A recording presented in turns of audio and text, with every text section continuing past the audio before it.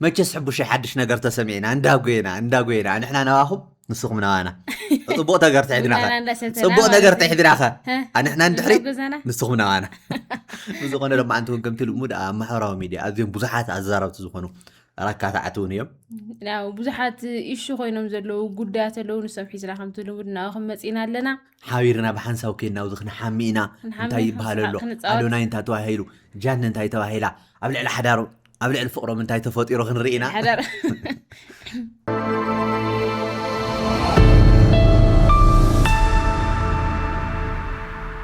ሰላም ጋይስ እንዴት ናችሁ? ዛሬ የመጣሁት የተሰማኝን ነገር ለአመታቶች የደበቅኩትን ሚስጥር ለነገራችሁ ነው የመጣሁት። አይኑ ሪሌሽንሺፓችን ድብቅ ነበር፣ ኦፊሻል አላደረግነው። እሱም የኔ ጥፋት ሊሆን ይችላል አይሆንም ይችላል አላቅም። ሜቢ አሁን ማወራላችሁ ወሬ ብዙ ወሬ ስላለ ነው። እና ከጆን ዳንኤል ጋር ሪሌሽንሺፕ ውስጥ ነበርኩኝ። ግን ሪሌሽንሺፕ ውስጥ ሆነን ጻባችን ነበር የሚበዛው። በጣም ነበር የሚያሰቃየኝ፣ በጣም ነበር የሚመታኝ፣ በጣም ነበር የሚያስፈራራኝ። ከኔ ጋር ከተለያየሽ አጠፋሻለሁ፣ ከቲክቶክ ትጠፊያለሽ፣ ላይቭሽን አዘጋዋለሁ፣ መስራት አትችይም እያለኝ ለአመታት እያስፈራራኝ ኑረናል። እና አሁን ትናንትና ደግሞ አካውንቴን ባን አድርጎታል። ብዙ ጊዜ ስንጣላ የመታኝ አሉ ቁስሎችን ስክሪንሾት አስቀምጥላችኋለሁ እዚህ ጋር። እና አሁን የመጣሁት እንድታስጠነቅቁልኝ ነው። እኔ ምንም አልፈልግም፣ ድራማ አልፈልግም። እኔ ማስተዳድረው ቤተሰብ አለኝ። እኔን የሚጠብቁ ከኔ የሚጠብቁ ቤተሰቦች አሉኝ። ለነሱ ነው የምኖረው። እና እንዲያልፍልኝ ለእናንተ መናገር ፈልጋለሁ። እና አመሰግናለሁ። አካውንቴ ባን ሆኗል። ከዚህ በፊት ዋርኒንግም ኑሮ ታያቅም ታውቃላችሁ። አሁን ትናንትና ማታ 9 ሰዓት ላይ ነው የተዘጋው። ምንም ማድረግ አይደለም። እና ከአመታት በፊት ላይቬን ሁሌ ነበር የሚያዘጋብኝ። ይሄ ማስረዳለ ቲክቶክ ላይ ብዙ የሚያውቁኝ ሰዎች አሉ፣ እነሱም ያውቃሉ። ሁሌ ላይቬን ያዘጋው ነበር። ሁሌ ነበር የምማጸነው፣ ለምንድን ነው ላይቬን የምታዘጋው እያልኩት። እና ስንጣላ በሱ ነበር የሚያስፈራራኝ። ላይቬን እያዘጋ ነበር የሚያስፈራራኝ። ምንም አታመጭም እያለኝ። ይሄንን እናቱም ታውቃለች፣ እህቱም ታውቃለች፣ ሁሉም ቤተሰቦቹም ያውቃሉ እኔን አቢዩዝ እንደሚያደርገኝ። እና አሁን የመጣሁት በቃ እንዲጠነቀቅልኝ፣ እንዲያርፍልኝ፣ እንድታሳርፉልኝ ነው። አመሰግናለሁ። መብዛሕትኩም እኳ ሰሚዕኹም ትኾኑ ኢኹም ዝናይ ጆን ዳንኤልን ናይ ጃኒን ጉዳይ ኣብ ማሕበራዊ ሚድያታት ናይ ኢትዮጵያ ኣዛራቢ ኮይኑ ይቐፂል ዘሎ። إذا حج سمعوا تصنحهم تزاروا تصنحت وإذا حجوان ناي أدوني أفكاري تزل أيا أحلف دم أفكاري زنبرة جون دانيال أو إذا حج ساعات أكاونتي أعسيه له ليت ساعات أو لايف له أكاونتي أعسيه أفقر زنورنا له ساعات كافتي نتسامعنا نحلف أوانت نبأسو يزبز حنيرهم بتوسخون قبل علي كبير زخنا قداسات فتيمو إياتو لزلا مبزحتو قدي بزحلفة قدي بزعو أخت تزارو تلا أذيهم تفوتوا أذيهم تخرع تزارو نيرا أو زح الساعات كن كان على مستعطوة كل نجارات كليك الكون حج كل نجارات تزارب تقدي أخي اللي أتبل زلا خواب 3 مليون ساعات تدنور وناي تيك توك أكاونت عادي زلو بزخنا عم محورا ميديا إثيوبيا خفتم عزيم هو بخلو أو زح الساعات نسحنت يا مبزحتو قدي مس بزحت هو تكون ساعات مقربن أبلاي بدما بزح من قصاص مقارنة نفلتا الفاميلي أتم حدرهم بزي صراحة زيو بس مخنيات الزون ياز نجر زينا ميديا حيزة مسعود حج ساعات تزارو زلا بتوسخونا فقرها لو زنورهم زي مسمع عن قنستاتن نسو أزيو يساعي 5 نمرة أو زي بأسلو ساعتون أكاونت عصو ينايله بزح جزي فكر الله 5 نمرة بزح جزيون بتراجم أكاونت عصو 5 نمرة إذا ما حواتون أديون كي ترافع 5 فلتا ياتزارو زلا إذا ترى يكون بتوسخون بزح زبهال قفتات كم زوج صحة تداري ويا حاني أوام كم دنا روسيخا قليت أيا بزح حساس نجرز تزارو زلا نمنت إحزام تعتو نمنت هيك أقدم حزين نجرت النادي بالحساب الإعلامي أبزح الساعات كعمنية حق إنيا كوزم كل التسوات زول الرستة العلو نأتي بيا محرام ميلاد أزيد زارو قد يكون يقتل زلهم تسافشونو زيجا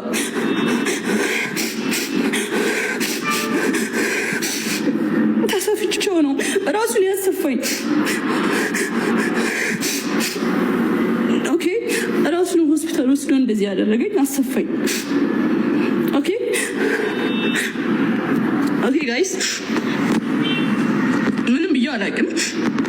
ብዙ ጊዜ ስንጣላ ኦኬ ዋርኒንግ ሰጠኝ ቁስል ስላሳየው መሰለኝ። ስንጣላ ላይቪ ነው የሚያዘጋው፣ ስንደባበር ላይቪ ነው የሚያዘጋው። ከዛ ከኔ ጋር መታረቅ ሲፈልግ ላይቪ ነው ያዘጋዋል። ከዛ ሂጄ ለምነዋለሁ። በዛ ሰዓት ማንንም ማቀሰ የለም። ላይቭሽን ማጥፋት እችላለሁ አንቺን ከቲክቶክ ይለኛል፣ ያስፈራራኛል፣ ይዝትብኛል ምናምን። ማዘሩ ታውቃለች፣ እህቱ ታውቃለች፣ ሁሉም ያውቃሉ። አንድ ቀን ግን አውርቼ አላውቅም። ስለሚወደኝ ነው ብዬ ነው ማስበው፣ ፍቅር ነው ብዬ ነው ማስበው። ገባችሁ? እና زختار يتصنحت مسلي نسو وقعني بعد ما أنا حكمنا وسيدو حكمني بزح ጊዜ خنبأس كلنا خمس عين نجار بتلاقامي وزفت أرني رؤيات الزلة بتوسخون سدراويتو كم زفرح عن النورة يفلتو يوم بتلاقامي تيك توك أكاونتو خاصوية مسايت هذا كي ناي تيك توك channel كي قتل أي خونني بلنني رأيت بالزلة كم فيلو فرارحين دما بزح ጊዜ خنقوانا زي كنبأس كلنا يعتقل لي مخيدي لمنو بخمزين خن عرق عين تجابي استقاموا لنا يروونيات الزلة وذا حساس الزنا جرز سامي أمينهم بس استفدت أنا جر عذيب محازينهم نوع قاعات عينت ملص خمسة ده أبو يوم تانيهم وذا حساس ما فلتوا ندارو ولو خير قري وأنت عيد في الترد الله نسخهم غير كده خاخلو ويم ترايم أنت شو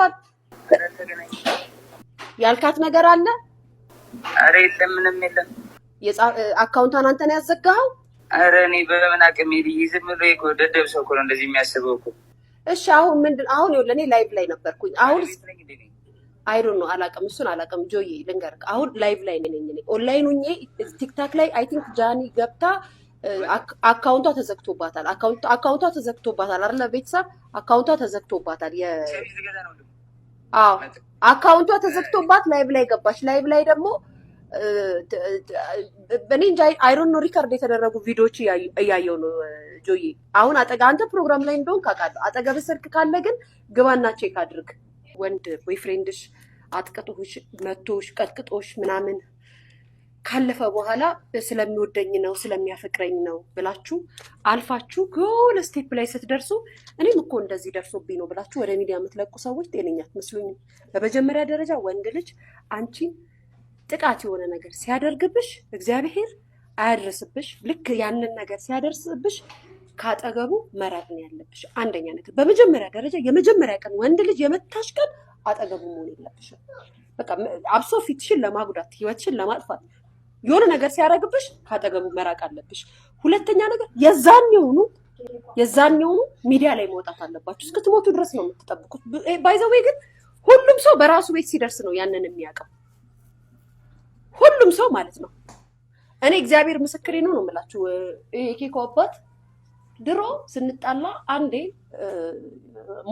የሞት አይነት ቅጣት ቀጣይ ማለት ነው። ከዛም በኋላ ግን ለህይወቴ መሳሳት ነው የጀመርኩት። አምልጬ ቱርክ ነው የሄድኩት። ከዚህ በኋላ ይገለኛል ብዬ ፈርቼው ማለት ነው። በጣም ብዙ ጊዜ ተጣልተናል። ስንጣላ ወይም ስንደባደብ እኩል ነው የምደባደበው።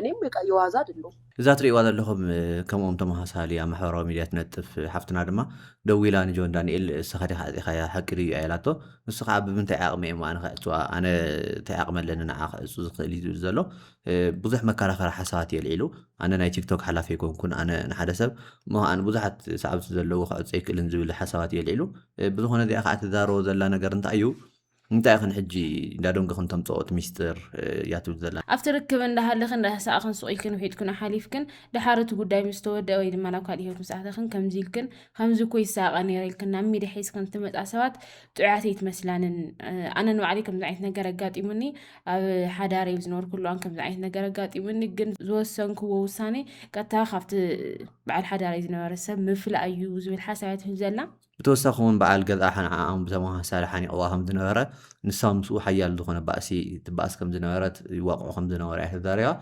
نتركي تفي أخم دخلت بالحريونيات هذاريا هذا الساعات كفتم إثيوبيا ذلوا قدم هو تبارو وننت محورا ميدي حنتيا ግን የሆነ ሰዓት ላይ ከባድ የሆነ ነገር ሲያደርስብኝ ላጥ ብዬ ነው የጠፋሁት። እንደዚህ ካደረገ የሆነ ቀን ይገለኛል። ሰይጣንም ደግሞ በዛ ሰዓት እንደዚህ አይነት ቦታ ምታት እንደዚህ አይነት ቦታ አድርጋት አይልም። ጨርሳት ነው የሚለው። ሰይጣን ቆሞ የሚያጨበጭበው መልእክት የሚያስተላልፈው ሜሴጅ እንዲጨርሱ ነው የሚያደርገው። ስለዚህ አንድ ሴት የሆነ ጥቃት ሲደርስባት የሆነ ነገር ስትሆን ካለፈ በኋላ እኔም ሁኜ ነበረ ብለሽ እንደ ታሪክ እንደ ትረካ ፊልም እንዲመስል ሚዲያ ላይ አምጥተሽ አታሳይ። በሰዓቱ በደረሰብሽ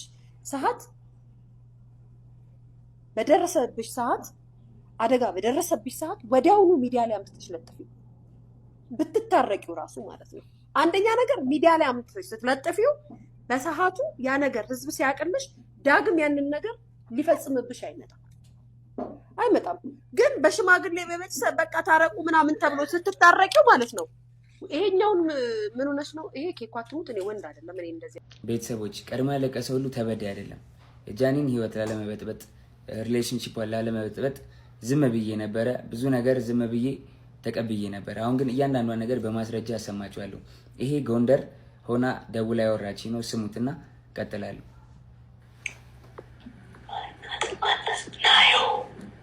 ናየው አለች እያለች ነው። ራቁቷን ስለሆነች ቪዲዮ ላይ ቪዲዮን አላሳይም። በደምብ ስሙት። ቤቴ ነኝ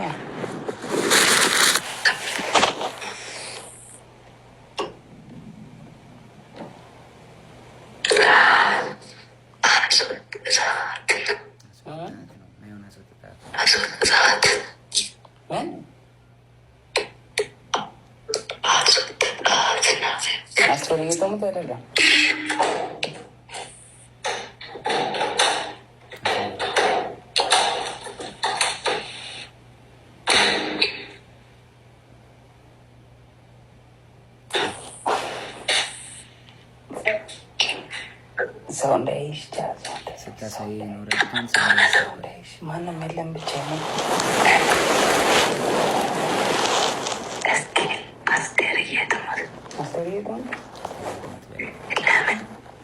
አሁን የገባሁት ኮስታይ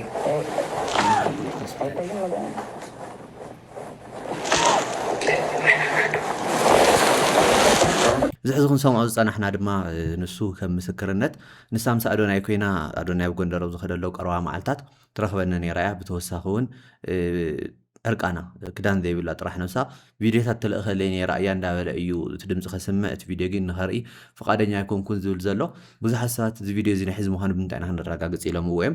ይኹን እምበር ኣብዚ ንሰምዖ ዘለና ቪድዮ እዛ ሕዚ ወሊድላ ዘሎ በዓል ሓዳሩ ሽማ ክፅዋዕ መጀመርያታት ብንፁር ይስማዕ እዩ።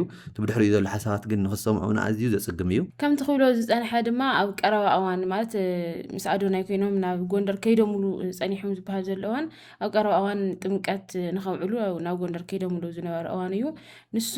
ንሳ ምስ ኣደናይ ሓደ ክፍሊ ኮይኖም እንዳሃለው ንሳ ኣብ ሽቓቕ ኮይና እያ ደው ኢላ ትለ እዩ ዝብል ዘሎ እዚ ነገር እዚ ሰባት ንኸኣምንዎ ዝኸወዶም ነገር እዩ። ምክንያቱ ድማ ንሳ ምስ ኣዶናይ ዘለዋ ፍቕሪ ኣብዚ ሕዚ ሰዓት ኣዝዩ ጥቡቕ እዩ። ንኣዶናይ ኣዝያ ትፈትዎ ኢሎም ስለዝሓስቡ እዮም ከምኡ ክሓስቡ ክኢሎም።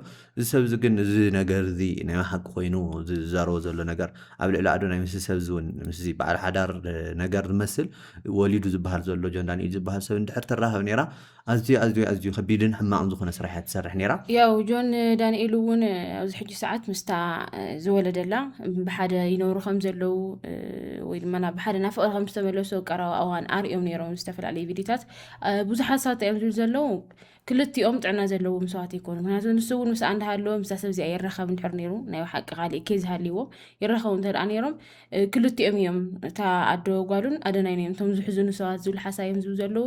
ገሊኦም ድማ ኮኑ ኢሉ ንኸፅምዳ ወይ ድማ ትሕጅ ዘለዎ ምስ ኣዶናይ ዘለዋ ፍቕራዊ ርክብ ንኸፈርስ ወይ ንኸበላሹ ኮኑ ኢሉ ዶክመንት ይሕዘላ ነይሩ ዝብል እውን ሓሳብ ዝህቡን ኣለው። ብተደጋጋሚ እዚ ርእስ እንዳተለዓለ ማሕበራዊ ሚድያ እውን ተፈላለዮም እንዳተባሃለ ዝተፈላለዩ ቪድዮታቶም ክዝርጋሕ ብተደጋጋሚ ንርኢ ነርና ኢና። ብዝኾነ ክንዲ ግዜ ግን እዚ ኣርእስቲ ዘዛረበ ኮይኑ ብዙሕ ሰብ ድማ ካብ ኔትፍሊክስ ንላዕሊ ልክዕ ከም ፊልም ዝከታተሎ ጉዳይ ኮይኑ ይቐፅል ዘሎ። ኣብ ላይ ልዕሊ 128,000 ሰባት እዮም ዝከታተሎ ዘሎ። ምክንያቱ ኣዝዩ ዘራዊ ጉዳይ ኮይኑ ዘሎ ልዕሊ ናይ ቅርና ኣፍሪቃ ፖለቲካ ኣድመፅትን ሰማዕትን ዝረኸበ ጉዳይ ኮይኑ እዩ ዝቕፅል ዘሎ።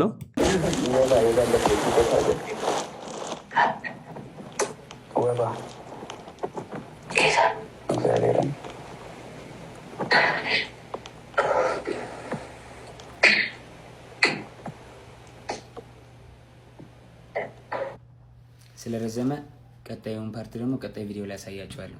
ቤተሰቦች እውነቱ እንዲወጣ ስለማይፈልጉ ሪፖርት ስለሚያደርጉት ሁላችሁም ኮፕሊንግ አድርጉት።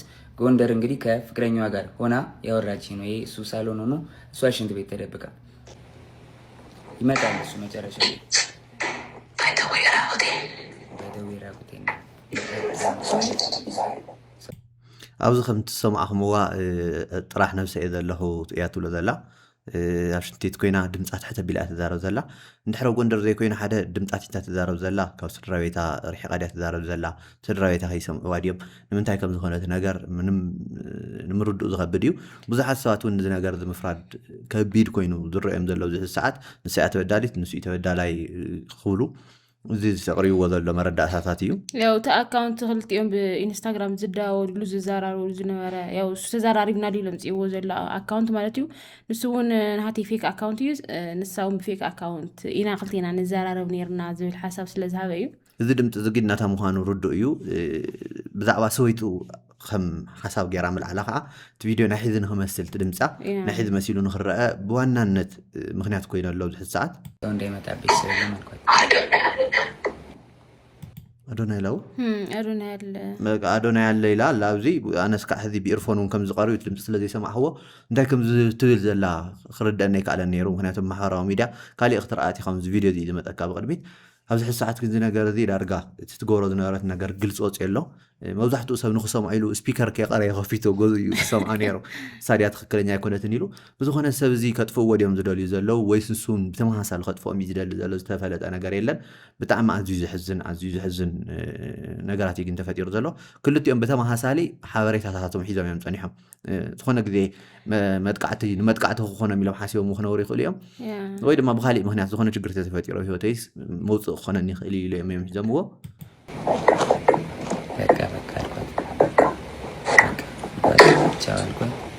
ዘገውት ኣብዚ ሕዚ ሰዓት ኣነ እስካዕ ሕዚ ስለዘይሰማዕኽዎ እቲ ነገር ብጣዕሚ እንዲከቢድኒ ነይሩ ኢርፎን ጥዕም ኢርፎን ኣንታ ኩሉ ቆታሓቃ ስምዒነታ ኣታ ኢርፎን ጌርኩም ስምዕዎ እንታይ ከም ዝበለት ንፅር ክኾነልኩም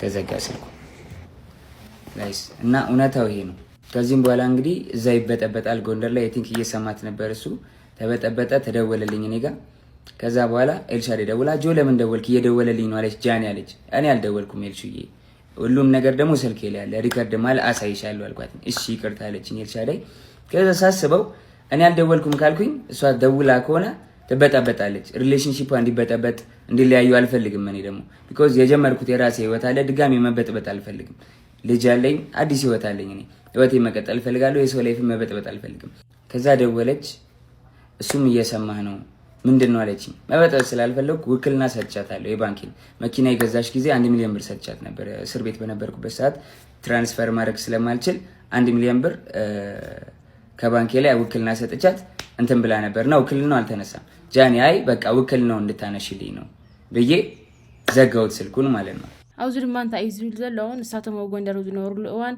እቲ ድምፂ ምሳይ ክትዘራርብ ሰሚዖም ጠርጢሮም ናባይ ደው ኢሎም ነይሮም እዮም እቶም ምስኣ ዝነበሩ ሰባት ረብሻ ተፈጢሮም መንጎ ክልቲኦም ፍቑራት ማለት እዩ ደው ኢሎም ድማ ንምንታይ ኢኻ ትድውል ዘለካ ኢሎም ምስ ሓቱኒ ኣነ ደው ኢለ ኣይኮንኩን ይድወለኒ እዩ ዘሎ እንዲያም ኢለ መልሲ ሂቦዮም ድሕሪ እዚ ግን ኣነ ዘለኽዎ ሂወት እውን ንሳቶም ዘለውዎ ሂወት እውን ክውፅእ ስለ ዘይደሊ እቲ ነገር ብሰላማዊ ንኽፈትሕ ክብል ኣብ እስረይ ዝነበረ ነገር ልዕሊ ከም መረዳእታ እየ ነጊረዮም እዩ ዝብል ዘሎ ኣዶናይ እዚ ነገር እዚ ምስ ፈለጠ ምስ ኣተዋኢሱ ነይሩ ምስኡ ኮይና እውን ንምንታይ ኢኻ ትዳወለ ዘለኹ ምስኡ ምስ ተባሃለት ንስኡ ደው ኢሉ ሌላ ደው ኢላትለይ ነይራ ንምንታይ ኢኻ ደው ኢልካ ምስ በለትኒ ምስ ኣዶናይ ኮይና ኣዶናይ እውን ምሳይ እኒሀ ምስ በለትኒ ኣነ ከዓ እቲ ናይ እስረይ ዝሃብክኺ መኪና ክትገዝእ ተለኺ ባንከይ ንክተንቀሳቐስ እዮ ገንዘብ ንክትወስዲ 1 ሚልዮን ከባቢ ሂበያ ነይረ ሽዑ እዩ ዝብል ዘሎ ብተወሳኺ እቲ ውክልናስ ክትዕፅወለ ኢለ እየ እዩ ዝብል ዘሎ ብዙሓት ሰባት ንጆን ዳንኤል ውክልናኻ እኮ ባዕልኻ ኢኻ ተዕፅዎ እስኻ እንዲኻ ወሃቢ ተዕፅዎ ክብሉ እዮም ሓሳብ ዝህብዎ ዘለዉ ግን ኣብዚ ሕዚ ሰዓት ከምቲ ኣነ ዝርድኦ ዘለኹ ከመይ ድኒ እቲ ውክልና ኢሉ ሓሳብ ስለ ዝሰኣነ እየ ከም ሓሳብ ኣቕሪብላ ኣብቲ ሰዓት ንሱ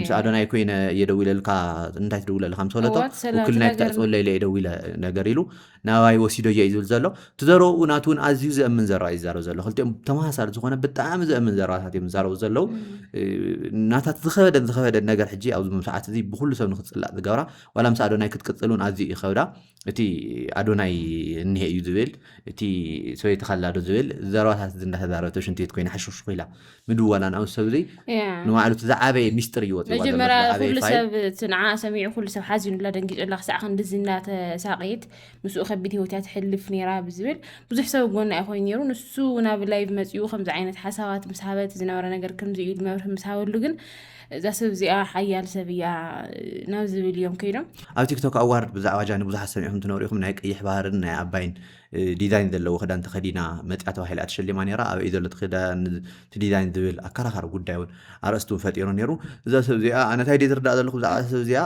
ፈራዳይ ምዃን ኣዝዩ እንዲ ከቢድ ግን ካብቲ ዝሰማዕኽዎ ካብቲ ምስ ኣዶናይ ኮይና ምስ ሰብ ዝምደዋላ ሰበይቲ ካላ ዶ ምዋላ ጥራይ ነብሰ እየ ዘለኹ ክዳን የብለይን ምዋላ ካብዚአን ጥራይ ተላዒለት ኣይዲ ሓሲበ እዛ ሰብ እዚኣ ንባዕላ ሓያል ሰብ እያ ዝኒኣ ሱም ብተመሳሳሊ ሓያል ሰብ እዩ ዝኒአ ከምኣ ማለት እዩ ክልቲኦም ሓያላት ስለ ዝኾኑ እዮም ከዓ ኩሉ ሓበሬታታትን ፋይላታትን ፅባሕ ኢሎም ሒዞምዎ ዘለዉ ምክንያቱ ከምኡ ኢላ ክትዛረበተላ ሪከርድ ገይርዎ ዘሎ ኩሉ ነገራት ዝኾነ መዓልቲ ከውፀኒ ኢሉ ስለ ዝሓሰበ እዩ ብሃንደበት ዝሓዞ ይመስለን ትገብሮ ዘላ ነገራት ክዛረብ ደሊዩ ሰብ ዝኾነ ኣዶናይ ከበኣሶም ከዓ እስካዕ ሕዚ ሳስካዕ ከምዚ ኢላ ትዛረባ ይምተጠበየን ኣብ ኢዱ ንፁር ዝኾነ ሓበሬታታት ነይርዎ እስካዕ ሕዚ እቲ ድምፂ ነይርዎ እቲ ድምፂ ተዝልኦ ከሉስ ተወዲኡ ነይሩ ትናታ ናይ ኣዶናይ ብዝኾነ ክልቲኦም ሕሉፍ ሂወቶም ዝተተሓዙ ዓይነት ሰባት እዮም ዝመስሉ ንዕዮም ድማ ናይቲ መረሲዖም ክቕፅሉ ዘይከኣሉ እዚ ሕጂ ሰዓት ከም ሓድሽ ተላዒል ዘሎት ጉዳይ እስከ ዛሬ ድረስ አንተ ነው የደወልከው ምናምን ለምን ትንትላለህ ምናምን ሲባል ዝም ያልኩትኝ የሷ ሪሌሽንሺፕ ላለመበጥበጥ ነበር ይሄን ነገር ላለማውጣት ነበር ግን በዚህ ልክ በዚህ ርቀት ልክ እኔን ለመጣል ትሄዳለች ብዬ አስቤ አላቅም ሜቢ ፎሎወሯ ስለ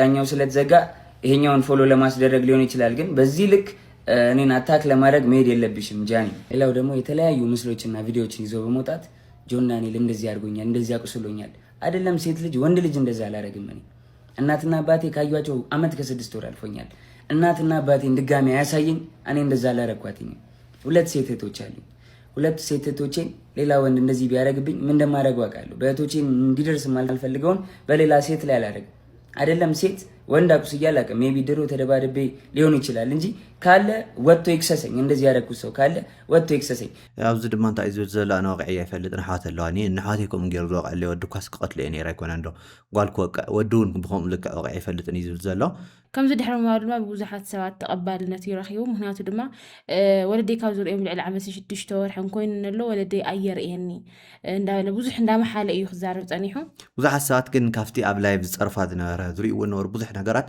ሰብ እዚ ይሕሶ ኣሎ ክብሉ እዮም ተራእዮም ኣብዛ ነገር እዚኦም ብዙሕ ሰብ ተቃዊምዎ እዩ ብፍላይ ድማ ፍታ ኣይወቕዓ ክዋን ትብል ጉዳይ ምክንያቱ ኣብ ላይቭ ካብ ላይቭስ ናወቕዓ ዘርእዩ ብዙሓት ቪድዮታት ወፂኦም እዮም ይወቕዓ ጥራሕ ኣይኮነ ነይሩ ብዛዕት ጉዳይ እሱ እንድሕር ኮይኑ ኣብ ላይቭ ክልቲኦም ዝኾኑሉ እዋን ንሳ በቃ ኣዝዩ ሰኣይ ከም ዘሎ እያ ትገልፅ ነይራ ንሱ ብዙሕ ይፀርፋ ማለት ካብ ክልተ ፍቁራት ክወፅኢል ተባሂሎም ዘይሕሰቡ ዓይነት ቃላት ይብላን ስለ ዝነበረ መረጃ ካለሽ ለምን አልከሰሽኝ እንደዚህ አድርጌ ከሆነ ወይ ደግሞ አስፈራርቼ ይዤሽ ከሆነ 1 አመት ከ4 ወር በህግ ጥላ ስር ነበርኩኝ አይደለ በህግ ጥላ ስር ያለው ማረግ ትቺ ነበር ምንም ነገር አይደለ አልነበረም ግን እስር ቤት ሆኜ በጣም ትመላለሽ ነበር በጣም አመሰግናለሁ በጣም ከናዮ ስትፈታ ብዙ ነገር ተፈጥሯል ታውቂያለሽ ብዙ ነገር ሀፕን አድርጓል በቃ እኔ እዚህ ጋር ልጅ ስላለኝ መቀጠል ስለማንችል ሪሌሽንሺፓችን ቆመ ስለዚህ ሪሌሽንሺፓችን ስለቆመ እኔ ወይ ወድቄ ማየት የለብሽም ወይ ደግሞ አሁን አዲስ ህይወት ጀምሬያለሁ በቃ አዲስ መንገድ ላይ ነኝ አዲስ ሰው ሆኛለሁ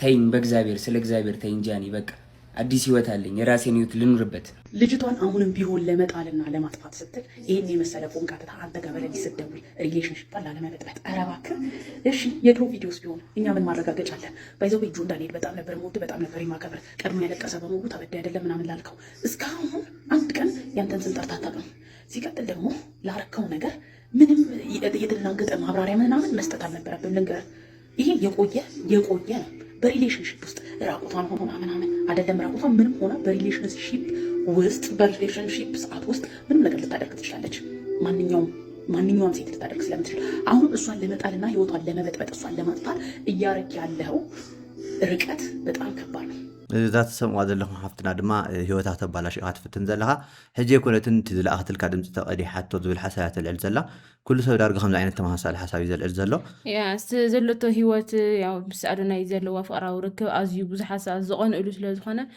እሱ እውን ብኡ ተረቢሹት ዘለዎ ህይወት ንክብፅፅ እምበር ምንም ዓይነት መረዳእታ ሒዙ ይኮነን እቲ ቪድዮ ለኒ ዝብሎ ዘሎ እውን ናይ ቀደም እዩ ናይ ሕጂ ይኮነን ዝብል ሓሳባት ሕጂ ግን ኣብዚ ከም ክልተ ክላዓሉ ዝግብኦ መርመርቲ ዳ እምበር ኮይና ክልተ ክላዓሉ ዘለዎም ጉዳያት ሓደ ዛናዮ ትበሃል ናይ ሒዚ በዓል ትገዝኡ ከመይ ኢላ ክትፅዋዕ ክኢላ ናይ ቀደም ቪድዮ ኮይኑ ሰበይቲ ካላ ድያ ገለ ትብሎ ነይራ ካልኣይ ከዓ ኣዶናይ ዝብል ሽም ከመይ ኢሉ ክፅዋዕ ክኢሉ ኣብዚ ሰብ ዝተኣሲሩ ዝነበረሉ እዋን እዩ ኣዶናይ ናብ ኢትዮጵያ መፅኡ ምስ ሰብ እዚ ከዓ ምስ ተፈትሐ ኣዋጊዓ ዘላ ብዛዕባ ኣዶናይ ቅድሚ ምእሳሮ ድማ ኣዶናይ ዝበሃል ሰብ ኣይነበረን ስሮ ይፍለጥ ነይሩ ኣዶናይ ላሽ ሞታ ኢላይ ትኽእልን ሳውን ይትፈልጦ ነይራ ሕጂ ታዩ ዝብል ዘሎ ድሕሪ ምእሳሩ ምስ ኣዶናይ ፍቅሪ ምስ ጀመረት ፍቅራዊ ርክብ እንዲ ዝተፈትሑ ድሕሪ ምእሳሩ ንኸመይልያን ኣዶናይ ዝብል ሽም ክትፅውዕ ክኢላ ምናዊ ሰብ ዝደው ኢላ እዚ ነገር ሒዝን ዓኣ ከጥፋእ ዝኽእል ዝኾነ ኣብ ዓለም ኣዝዩ ዝኸበደ ስራሕ መርማሪ ምዃን ፍርድ ዝሰርሑ ሰባት ፈራድን መርማርን ምዃን ዋዋዋዋዋ እንዳፈራዓኻ ትፈርድ እንዳፈራዓኻ ካለ እሷ ከሆነች ቅናተኛ ቅናት አድሮባት ሊሆን ይችላል ምናምን ብሎ ካለ እንደውም ምንፈራው እኛ እሱ ነው ቅናት ይኖርበታል እግዚአብሔር ይስጥሽ ወንድ ልጅ ነው መሸነፍ የማይወደው እና አንድ ነገር ግን ማስተዋል አለብን ሴቶች እስከ መቼ ድረስ ነው ምናልባት ለመፈመስ ስንል ምን ስንል ይሄን ያህል እየተደበደቡና እንትን እያሉ የሚቀመጡት በወንድ ስር መቼ ነው ይሄ ነገር የሚቆመው ማለት ስታርታፕ ያደረጋችሁ አደጋ የሆነው ምንድን ታውቃለህ ራሷን አሉ እንደዚህ ሴቶች በር ቆልፎ ራሴን ገላለሁ ጎዳለሁ ፖሊስ ጠራለሁ ምናምን ያሉ በጣም የሚያስቸግሩ ሴቶች አሉ ገባ አሁን እነዚህ ሴቶች ምን ያደርጋሉ ራሳቸውን ይጎዱና ጎዳኝ ይላሉ ወንዱ ማረጋገጫ ካላመጣ በስተቀር የሴቷ ሀብታም ነው ይፈረድበታል ከማህበረሰብ ይገለላል ምናምንና አሁን ጃኒ ይቅርታ ማለት ካለባት ይቅርታ ትበል ማስረዳትም ካለባት አስረዳ እንጂ ማለት ነገ እንደ ምሳሌ ነው የሚጠቀሙባት እድሜ ልኳን እንደዚህ ውሸታም ሴቶች አሉ እየተባለ ራሷን ማስመስከር ካልቻለች መጣ እዚኦም ካታ እዮም ዝብሉ ዘለው ኣወዳት በዲሎ ምና እንዳበላ ንእንስሰብ ስለ ዝሕግዝ ብተመሳሳሊ እውን ንባዕለን ዓርሰን እንዳጎዳኣ ከምዚ ክቐትሉ ናይሎም ፈቲኖም ይብላ እየን እዮም ዝብሉ ዘለው ብዝኾነ ብዙሕ ሰብ ፍርቁ ንዕኡ ፍርቁ ንዓ እንዳሓገዘ ኣብ ክልተ እዩ ተመቒሉ ዘሎ ኣነ ሕጂ እንታይ መክሮ እንቲ ሰብ እታ ወፅያ ዘላ ድምፂ ናቱ ንክሰምዓ ኣዝያ እንድያ ተጥግመልካ እታ ኦሪጂናል ረኺብኩም ብኤርፎን ጌርኩም ስምዕዋ ተዘይ ኮይኑ ንዓው ነይትእመንዋ ንዕኡ ነይትእመንዋ ካብኡ ናይ ኣለኹም ፍርድሃው ብዙሓት ሰባት ዘከራኽሮም ዘሎ ጉዳይ ንሱ ስለ ዝኾነ እዩ ብሱርታ ክትገብር እያ ደው ኢላትሉ ትዳውል ኣቕዕታ እዩ ዝመስል ኮይኑ ከምዚ ንሱ ደው ኢሉ ዘፈራርሓ ዘሎ ትደውለለይ እንታይ ገይረካ ካብ ሂወተይ ዘይትርሕቕ ዘይኮነ ሕያ ትብል ዘላ ከም ሌዋ ማለት እዩ ሕጂ ንሱ ተጠርጣሪት ክገብራ ክኢሉ ዘሎ ተጠርጣሪት ዘይኮነ ክፍረዳውን ጀሚሩ ዘሎ ዝሕዚ ሰዓት ንሱ ድማ ኣብ ላይቭ ቀሪቡ ዝበሎ እንታይ እዩ ነብሳ እያ ትጎድእ ነይራ እዚ ከምዚ ገይሩኒ ኣሳቂኒ ከምዚ ገይሩ ኣቕሲሉኒ ትብሎ ዘላ ኩሉ በዓላ ነብሳ ጎዲኣ እያ ድሓር ኣነ ምስ ካባ ክፍለ ይደሊ እየ ኣብ ዝብላ ዝነበርኩ እዋን ካባይ ትፍለጥ ኮንካ ኣነ ነብሰይ ከምዚ ገይራ ክጎድእ የላ ንዓይ ከም መፈራርሒ ንኸይፍለያ እያ ከም መፈራርሒ ትጥቀበሉ ነይራ እዩ ዝብል ዘሎ ሕዚ ብውቃጦ ኢዳ ሸፊናቶ ዘላ እውን ብካራ ኢዳ ዝሓረደትሉ ብላማን ካራን እዩ ኣነ መስትያት ሴረ እያ ኣትየ ናብቲ ገዛ ተሓሪዳ ውፅእ እያ እንድሕር ትፍለየኒ ኮንካ ነብሰይ ዓርሰይ ከጥፍ እያ ትብለኒ ነይራ እዩ ዝብል ዘሎ ኣብዚ ሕዚ ሰዓት ንሱ ይቐንእ ዝኽእል ከዓ እዮም ዝብሉ ዘለዉ ንሶም ጋታ እዮም ዝብሉ ዘለዉ እዚ ሰዓት ንሳ ምስ ናይ ኢትዮጵያ ኣዝዩ ሰብ ብሓንሳብ ኮይና ስለ ዘላ ንሱ ይኽቐንእ ዝኽእል እዮም ዝብሉ ዘለዉ ብፍላይ ድማ ክቐንእ ይኽእል ተባሂሉ ዝሕሰበሉ ዘሎ ንሱ ኣብ ምስኣ ርከብ ዝነበረሉ እዋን ኣዝዩ ሰዓት ስለ ዝነበረት ሕጂ ምስኣ ዘሎ ሰብ ድማ ኣዝዩ ፍቕሪ ሂዋ ይንከባኸባ ስለ ዝኾነ ካብ ዝተላዒሉ ንሱ ቀኒኡ ወይ ድማ ህጣዒስ ዓይነት ክኸውን ይኽእል እዩ ብቻ ብዙሕ ሓሳብ እዩ እንታይ ግን ኣነ ሓሳብ መፂለይ እዛ ሰብ እዚኣ ዓብዪ ከብዳ እንድሕር ናይ ሓቂ ኣዶናይ ገለገለ ትብሎ ዘላ ኣነ ክቀናበሪ ይኽእል እዩ ማለት ክዓ ክንዲ ዝክሽጋጌና ዝኽእል ተኮይኑ ቀናቢሩ ሰብ እዚ ኣነ ዓለም ብሱር ብዓለም ኢኻ ኣምና ዘይክእል ድሕርስ ከዓ ምስቲ ናይ ጄፍሪ ኤፕስቴይን ጉዳይ ዝቐነየ ተታሒዙ እዚ ከዓ ናይ ፈረንጂ ጉድ እንዳራናስ ናይ ሓበሻ ጉድ ተምፅልና ብዝኾነ እንድሕር ከምኡ ኮይኑ ብጣዕሚ ዓለም ንምእማና ትኸብድ ነገር እያ ናይ ሓቂ ተሽንቶ ቤት ኮይና ኣዶናይ ሰበይትካ ትብሎ ዘላ ናይ ሓቂ ከምቲ ዝሰማዕኽዎ ከምቲ እዝነይ ዝበለኒ እንድሕር ኢላቶ ግን እዚኣ ከብዳ ማለት እዩ ባሕሪ ኣዶናይ ዝኣክል በሊዓስ ኣይፀግብን እየ ዘኢለ ከዛ በኋላ በቃ ሀሳብን አትቀይርም አለችኝ። አትቀይርም ተነሳችን አውጣችና ሩማን ቆልፋብኝ ውጭ ወታ ቢላ አንስታ እጇን ቆራረጠችው በቢላ ያሳይሃለሁ። ይኸውልህ እጇንም ታቱንም ታየዋለህ።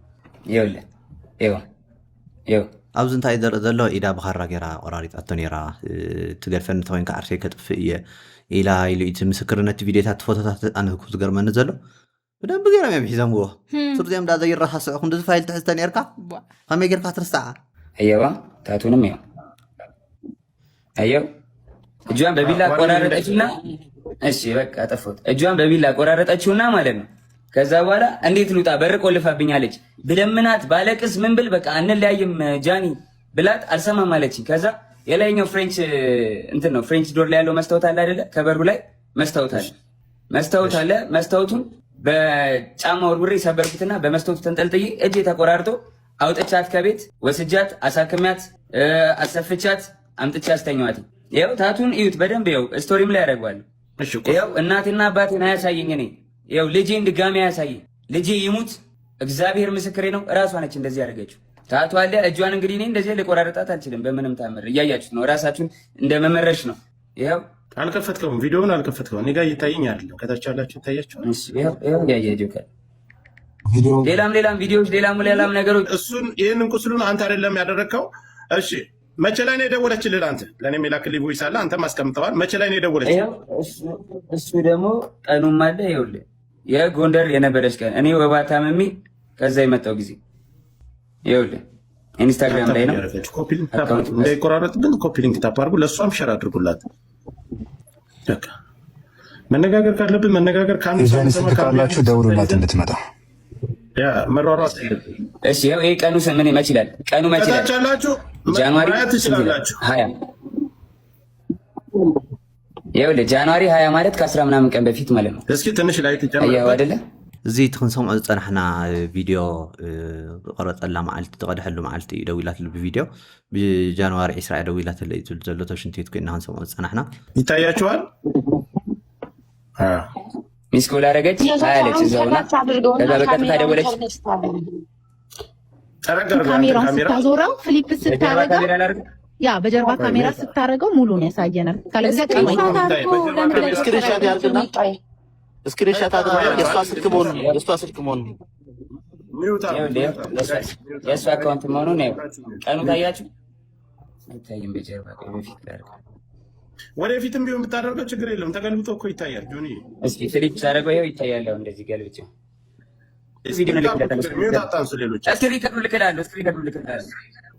አካውንት ይኸውልህ እኔ እና እሷ ብቻ መኖሪያበት አካውንት ነው። ሌላ ብራ ነው። የእሱን ላሳይ ነው። እሷን አሳየኝና እንቀጥላለን። አሁን መመልከት ያለባችሁ ተመልከቱ። ከሁለቱም ሰምታችሁ ግራ ቀኝ አይታችሁ መፍረድ ያለው ጃንዋሪ 20 ሰዓቱን ቁጭ ብሎ ይታያል። አንተ ሪከርድ አድርገህ የለቀክበት ቪዲዮ አንተ ያዝከው ቪዲዮ ማለት ነው። ለሊት 7 ሰዓት ይኸው ከ20 ቀን እኮ 24 አይደል? ከ17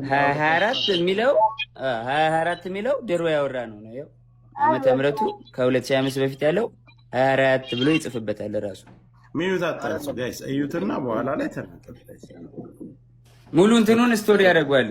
ሙሉ እንትኑን ችግር የለውም። ከዛ እናንተ ከተደዋወላችሁ በኋላ እሱ ደርሶባት ጆንዬ ይሰማሃል? አዎ እሱም ስለሚያውቅ ምናምን ይሄ ችግር የለም። እዚህ ጋር እንትን የሚሉት ምናምን ችግር የለም። ኦልሬዲ አውርተናል። አላቅም ብሎ ሊልም ስለሚችል አውቃለሁ አይደል? በዚህ ሰዓት እኔ እሱን ነገር አልቀበለውም።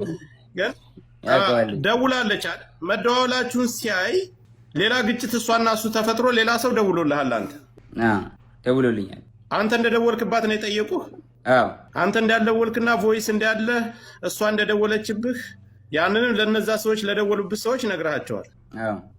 ከዚህ በላይ ባልተቤት ቁጭ ብሎ እስከተደዋወሉበት ሰዓት ሁሉን ነገር እያስረዳቸው አሁን ትኔት ወደና ሀሳብሽን እሱ እንዲያስረዳ አንቺም ማስረጃ አንላቀቅም። ያ ከሆነ ሁሌ እየተጭበረበረና አንድን ሰው ስለማይናገር ብቻ ወታችሁ በመክሰስ በቲፎዞ በተከታይ ሰውን ለመጣል የሚደረገው ነገር ጆከሪ አጀንዳ የመንግስት አጀንዳ ለመሆኑን በምን እናውቃለን? ሀገር በጦርነት እየታመሰች ነው ያለችውና አሁን የኢትዮጵያ ሕዝብ እንዳያዳምጥ ፖለቲካውንም እንዳያይ እየሆነ ያለውን እንዳያይ ስራዬ ብሎ ትናንትና የሆነች ልጅ ተደፈርኩ አንዱ ሊደፍር የሞከረ ብላ መጣች። ዛሬ ይሄ አጀንዳ መጣ። የመንግስት አጀንዳ መሆኑን በምን ይታወቃል? እሱ ሊሆን ይችላል። ፋኖ ይችላል። እኛ እኮ ፋኖዎች ምን ችግር አለ? እኛ አሸናፊ እኔ አይ ቲንክ ምንድነው የአማራ ተወላጅ የሆነ ሰው በአሁኑ ሰዓት ሌላ አጀንዳ ሊኖረው ይገባል። ምክንያቱም የራሱ ህዝብ ችግር ላይ ነው ያለው። ቤትዬ ጥያቄዎች ቀጥታ ወደ እኔ ነው። የመንግስት አጀንዳ ሊሆን ይችላል። አንተ ብሔርተኛ ነህ፣ ነፍጠኛ ነህ፣ የፋኖ ደጋፊ ነህ፣ የመረርክ ፋኖ ነህ። ስለዚህ ይህን አጀንዳ እንዴት ተቀበልክ? አዎ ይሄኛውንም እሷንም ስለማውቅ ለማነጋገር ነበር የገባው። ጥሩ ነው። ይሄ ከሆነ መንግስትም የመንግስት አጀንዳ ስለሆነ ከሆነ እሷ ውሸታም ናት፣ እሱ እውነት አለው። ምንም አጀንዳ ሊሰጠኝ አይችልም። ነገም ዛሬም እናሸንፋል። የአማራ ህዝብ ስቆ ይኖራል ነው ጆኮ ያገባናል። ምክንያቱም አሁን እዚህ ቦታ ላይ የተቀመጠ አብዛኛው የኛ ህዝብ ከቁም ነገር ከመስራት ይልቁንስ እንዲህ አይነት ነገር ላይ ተጠምዶ መዋል የሚወድ ህዝብ ነው ያለ።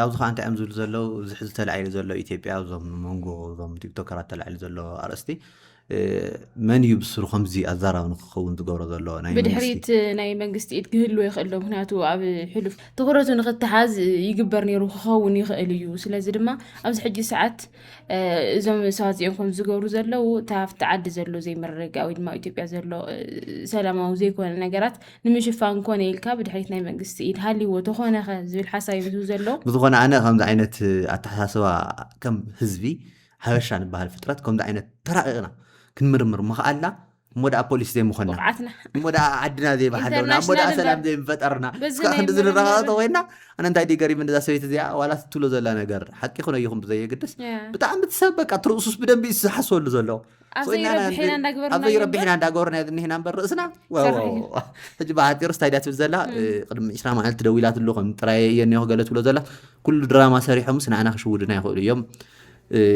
ቀልብና ክሰርቁና ይኽእሉ እዮም እያ ትብል ዘላ ኣነ እስካዕ ክንዲ ዝኽየደ ይመስለኒ ብናይ ሓበሻ ርእሲ ከምዚ ዓይነት መራሒ እንድሕር ተፈጢሩ ኣፍሪቃ ሰላም ረኺብና ድሕሪ ከምዚ ዓይነት ኣፍሪቃ መራሒ ተፈጢሩ እስካዕ ክንዲ ንሰብ ህውከቱ ከይሰምዕ እንዳገበረ ዝኸይድ ጥበበኛ እኔ ማለት ኮይ መንግስቲ መፅኡ ኣይ ኣነ ይጎርኩም ስለዘይብል ኢልካ በቃ መንግስቲ ደሞ ንሕልፋ ያ ርእስቲ ከቢዳ ኣላ ሕጂ ብሓጢር እንታይ ኢና ክንብል ዘለና እዚ ጉዳይ እዚ ምስ መንግስቲ ዝተሓዘ ይመስለንን ምክንያቱ ድማ ኢዳ ተሓሪዳቶ ኒሃ ቅድሚ ዓመታትስ ኢዳ ክትሕረድ ብውቃጦ ጌራ ክትሽፍኖ ንመንግስቲ ኢላ እዚ ዘይኸውን ነገር እዩ ሕጂ ቆላሊፎም ከም ዝመስል ገይሮም ድራማ ክሰርሑ ዝኽእሉ ናይ ይመስለንን ብዝኾነ ብዙሕ ነገር ይባሃል ዘሎ ሰብ ከዓ ነናይ ባዕሉ ዝኾነ ሓሳባት እዩ ዘቕርብ ዘሎ እንዲህ አይነት ነገር ለእኛ ይመለከተናል ወይ ነው ዊ ዶንት ኬር ልክ አንተ እንደመጣ አክብረን እንደመጣ 100,000 ሰው አለ አይደል ይሄ 100,000 ሰው የሚመለከተው ብዙ ነገር አለ ነይና ፊት ለፊት ይሄን ቀን የደወልኩልህ ለዚህ ጉዳይ ነው አይ መተሻል ሂደሻል ቤቱ ድረስ ለምን ልትሄጂ ቻልሽ ከአዶናይ ጋር ይወጣለሽ ከእስር ቤት ከወጣ በኋላ ለምን ሄድሽ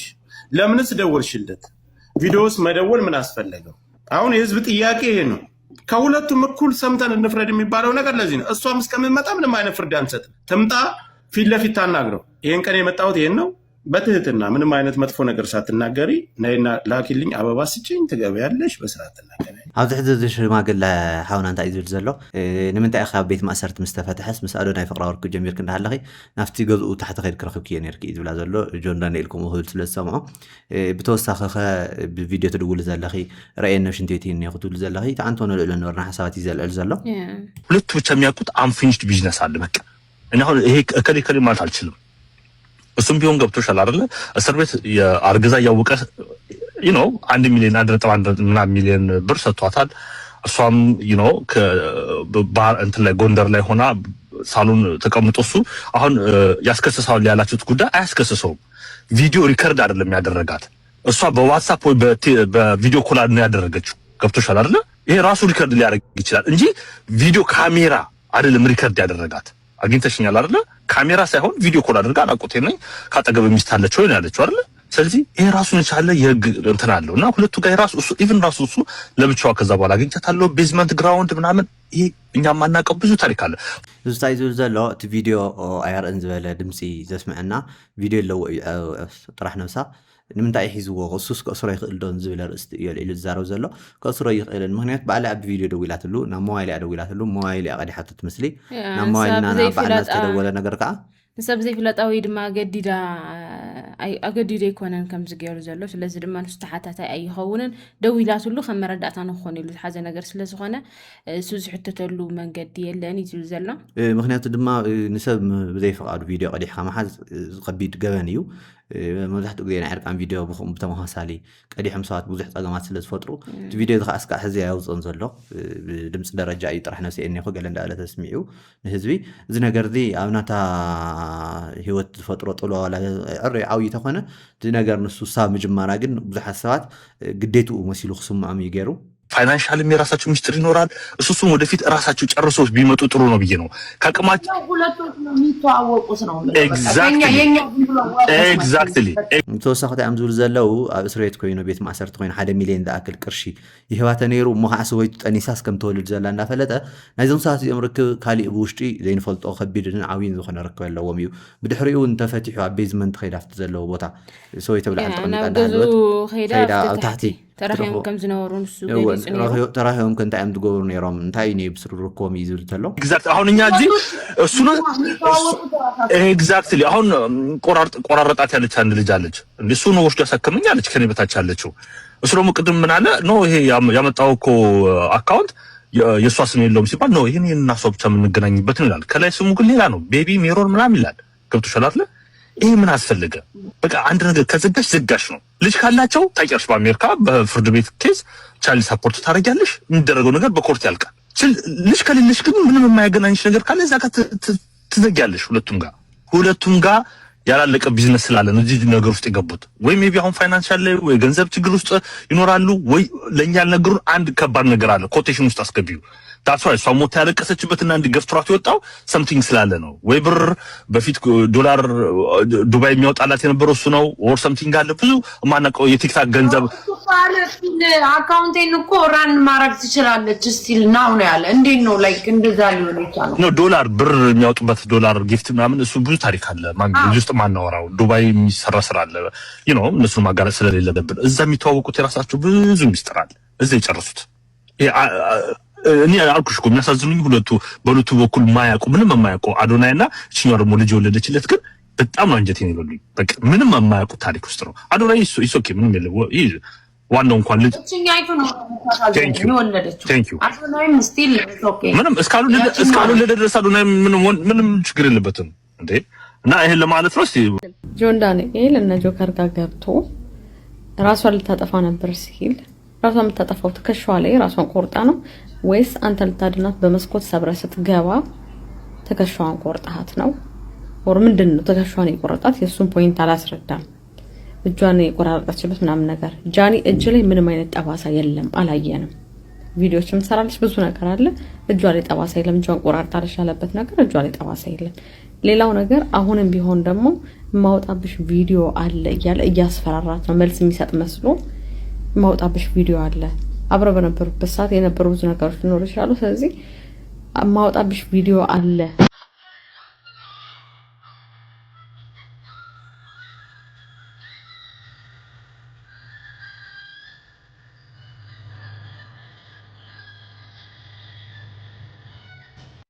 እዚ ካብቶም ቪዲዮታት እንዳወቅዓ ላይቭ ዘርእዩ ተባሂሉ ዝተዘርግሐ ሓደ ቪድዮ እዩ እታ ጓል ትብል ዘላ ቪድዮ ሒዝላ ኣሎ እዩ ከውፀልኪ ቪድዮ እንዳለ ህዝቡን ዘፈራርሓ ዘሎ ድምፂ ጥራይ ከስምዐና እንከሎ እቲ ቪድዮ ከውፀየ ዓይነት እዩ ዝመስል ትዘረብኡ እያ ትብል ዘላ እዚ ጉዳይ ኣዘራዊ ኮይኑ ይቀፂሉ ዘሎ ብቻ እስኪ ብሓቂ እንታይ እዩ ናብ እዩ ክኸይድ ንቐፃሉ ንሪኦ ይኸውን ንምንታይ ደ ከም ዝብል ዘለኹ መሲልኪ ኣዶናይ ሕጂ ተሓቂ ይፈልጦ እዩ ልዕሌና ኣዶናይ ዝፈልጦ ተሓቂ ናይ ሓቂ ኣብ ጎንደር ኮይና ትዳወል ነይራ ርእዩቶ ነይሩ በቃ ኩሉ ነገር ሓቂ ኮይነሎ ማለት እዩ ብኣዶናይ መንገዲ ሕጂ ተሓቂ ክፍለጥ ይኽእል እዩ ብዙሕ ሰብ ድማ ኣዶናይ እንታይ እዩ ክብል ኢሉ ከም ተኸታተሊ ፊልም እዩ ዝፅበዮ ዘሎ ስንክሳዕ ሕጂ ዝኾነ ዝበሎ ነገር የለን እንታ ዝበላ ነገር ሓንቲ እንታይ እያ ሓደ ወዲ ፅምዋ ቦታ ቦይኑ ኮይኑ ንቅድሚት እንዳረአየ ያው ሲንግል የዛ ዓይነቱ ዝመስል ምስሊ ዘርግሑ ዘሎ ብዙሓት ሰባት እዚ ነገር እዚ ከመይ እዩ እንዳበሊኦም ዝርከቡ ከጃኒ ጋር የምትለው እንደዚህ አይነት ጥያቄ አይጠየቅም ሶሪ ይቅርታ ለምሳሌ ኖ ማውራትም ይሄ መጠየቅም አንተን አይደለም ምስ ተታሓይዙ ሰብ ዝኸዓ ኣብ ማሕበራዊ ሚድያ ጃኒ ሰፍቃሪት ካድያ ተባሂሉ ተሓይቱ ኣይዛረብን ክዛረብ የደለ እንታይ ዓይነት ርክብ ከም ዘለና ንምሳእ እንዳበለ እዩ ቪድዮ ተዘርጊሑ ዘሎ ሕጂ ብሓፂሩ ብዛዕባ ጃኒ ሕጂ ብሓፂሩ እንታይ ድዩ ዝኾን ዘሎ ሰብ ፍሉጥ ንክኸውን ኢሉ በቃ ዝውን ሕጂ ዕድላት ይጥቀመሉ ዘሎ ዕድል ተጠቂሙሉ ኣሎ ዝፀንሐ ቪድዮ ግን ክኾን ይኽእል እዩ ተዘይኮይኑ ግን ንረእይዎ ሓደ ቸኮሌት እዮም ካዕለምዎ ዝኒሄው ማለት ፈጥሬ አይደለም ያወራሁት ብራስኮይ በነገር ላይ በጣም ደስ ብሎኛል እስካሁን ካንተ ጋር እያሳለፍኩት ባለው ነገር በጣም ደስተኛ ነኝ ግን እቺን ጥያቄ ግን ሳላነሳት ማለፍ አልችልም ኖ አይ የምሬን ነው ሌላ አይ ኖ ችግር የለው ይሄን ለመሰለ ሌላ ጥያቄ ካለ ሌላ ጥያቄ ታፍርበታለህ ብራስካ ልክ ካልሆንኩኝ ልክ አይደለም ትለኛለህ መጨረሻ ላይ ልክ ነው የምታወራው ወሬ ኢትስ ኦኬ አዎ አሁን መሰለ ይሄ እንደዚህ አይነት ወሬ አይወራም ልፈልግ ስፓስ ላይፍ ያለፈ ህይወት ነው ውስጥ የቀረ ነገር ኖ ምንም ነገር የለም ዝሓለፈ ህይወት እዩ ተጋጊደ ኢሉ ጋዜጠኛ ዝሓቶ ዘሎ ኣይተጋግኸን ግን ዝሓለፈ ህይወት እዩ ዝብሎ አም ግድ ገብቷል አባላ አም ግድ አሁን ያሳየኝ ፎቶ ወይ ደግሞ የተነሳናቸውን ፎቶዎች መኪና ውስጥ አንዳንድ ቦታዎች አሁን ብታሳየኝ ምን ይጠቅመኛል ምንም የሚጠቅም ነገር የለውም ዞሮ አምነህልኛል ቴንክ ዩ ምንድነው መሰለህ እኔ ከፈለክ የምር ቆርጬ አውጣለሁ ፕሮግራሙ ላይ እንደ መልቀቅም ትችላለህ። አይ ዶንት ጊቭ እኔ ችግር የለብኝም። ኖ ችግር የለብኝም። አሁን ላይ የፈለኩት ግን አም ጉድ ስላሉበት ስታትስ ነው የጠየከኝ አይደል ካርሎኝ? አዎ አሁን ሲንግል ነኝ። ገብቶሃል አባለ ሕጂ ሲንግል ብዛዕባ ዘለዎ ኩነታት ሓቲትካኒ ዝነግረካ ነገር ተዘልሱ ጥራይ ዝብል ዘሎ ዝኾነ ብዛዕባ እዞም ሰባት እዚኦም መዛራዊ ጉዳይ ኮይኑ ዝወዓለ ኣርእስቲ ዝመስል ነይሩ። ገና ኣዶናይ እንታይ ከም ዝብል ንፅበ ኣለና ንሳው እንታይ ከም ዝብል ብስሩ ተበዚሕቱ ወረ ከዓ ቡና ሒዝና ብዝኾነ ያው እዚ ነገር እዚ ልቢ ብዙሓት ሒዙ ልቢ ብዙሓት ሃንቀው ኣቢሉ ዘሎ ጉዳይ ዘስሕቕ ኮይኑ ይኮነን። ያው ግን ከፊል ሰብ ይከታተሎ ኣሎ ዝሕዝን ነገር እዩ። ግን ከም ወረ ድማ እቲ ተመልካታይ ዘስሕቕ ኮይኑ እንቶም ሰብ ጉዳይ ከዓ ዝሕዝን ኮይኑ ይቐርዩ ዘሎ እዚ ጉዳይ እዚ ብዝኾነ ንዞም ኣብዚ ጉዳይ ተበደልቲ ዘሎ ኣዶናይና ኣዶ ወዱን ጆን ዳንኤል ንዕኦም ጥራይና ክንሓዝን ንኽእል ሕዚ በርቶም ካልኦት ጎጉዶም የውፃዮም ዝናእሲ ይኮኑ ዝመስሉ ዝናእሲ ይኮኑ ጥቆም ተዓጢቖም እዮም ወፂኦም እኒኦ ብስሩ ወታደራት መሲሎም ብዝኾነ ናይ ሎማዓንቲ ቪድዮታትና ዝመስል ነይሩ። ሓደ ሓደ ሻዕ ሓልሓሊፉ ኣዛረብቲ ጉዳያት ክህሉ ተለዉ ካብ ሰሓቆም ፀወታት ወፂና ፈትሮም ወደ ግን ፈትሮም ወደኦም ጎዛት ንወረ ድዩ ወንወረ እንተዕምዲና ወይስ እንታይ ክንውስኽ ኣለና ብዝኾነ ናይ ሎማዓንቲ ቪድዮና ዝመስል